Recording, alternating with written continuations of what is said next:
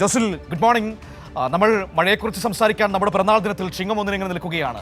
മനു, ഇപ്പോൾ ഇടുക്കിയിൽ വിവിധ സ്ഥലങ്ങളിൽ വ്യത്യസ്തമായ രീതിയിലാണ് മഴയുടെ വിവരങ്ങൾ പറയാനുള്ളത്. പ്രത്യേകിച്ച് ഇപ്പോൾ ഞാൻ നിൽക്കുന്ന ലോ റേഞ്ചിൽ തൊടുപുഴയിൽ മഴ മാറി നിൽക്കുന്ന ഒരു സാഹചര്യമാണ്. എന്നാൽ ഹൈ റേഞ്ച് ഭാഗത്ത് പ്രത്യേകിച്ച് പീരുമേട്, നെടുങ്കണ്ടം, രാജക്കാട് അങ്ങനെയുള്ള മൂന്നാർ ഭാഗങ്ങളിലൊക്കെ നല്ല രീതിയിൽ തന്നെ മഴ പെയ്യുന്നുണ്ട് എന്നുള്ളതാണ് അവിടെ നിന്ന് ലഭിക്കുന്ന വിവരങ്ങൾ.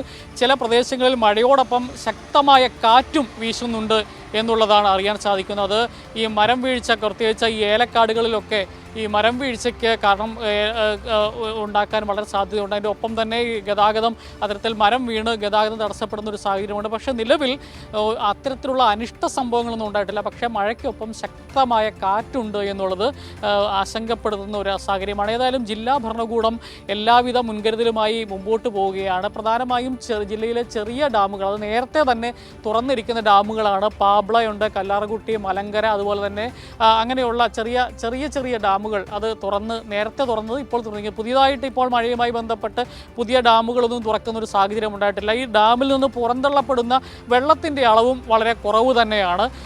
ഏതായാലും നിലവിൽ ആശങ്കപ്പെടേണ്ട സാഹചര്യം ഒന്നും ഇടുക്കി ജില്ലയിൽ ഇല്ല എന്നുള്ളതാണ് അതുമായി ബന്ധപ്പെട്ട് പറയാനുള്ളത്. ഏതായാലും ജില്ലാ ഭരണകൂടം എല്ലാവിധ മുൻകരുതലുകളും സ്വീകരിച്ചിട്ടുണ്ട്. പ്രത്യേകിച്ച് ഈ ഗ്യാപ്പ് റോഡിൽ കഴിഞ്ഞ ദിവസത്തിലുണ്ടായ ശക്തമായ മഴയിലും അവിടെ മണ്ണിടിഞ്ഞു വീണ് ഗതാഗതം ദിവസങ്ങളോളം തടസ്സപ്പെടുന്ന ഒരു സാഹചര്യമൊക്കെ ഉണ്ടായി. അത് മുൻകരുതൽ എന്ന നിലയിൽ രാത്രി യാത്ര, കാരണം അന്ന് മൂന്നാറിൽ മണ്ണിടിച്ചിലുണ്ടായപ്പോൾ ഒരു ലോറി ഡ്രൈവർ ആ ലോറിയുടെ മുകളിലേക്ക് വീണ് മരിക്കുന്ന ഒരു സാഹചര്യമൊക്കെ ഉണ്ടായി. അതുകൊണ്ട് തന്നെ രാത്രിയിൽ ഗ്യാപ്പ് റോഡിൽ കൂടിയുള്ള യാത്ര ഇന്നലെ രാത്രിയും ഇന്ന് രാത്രിയും കൂടി നിരോധിച്ചിട്ടുണ്ട്.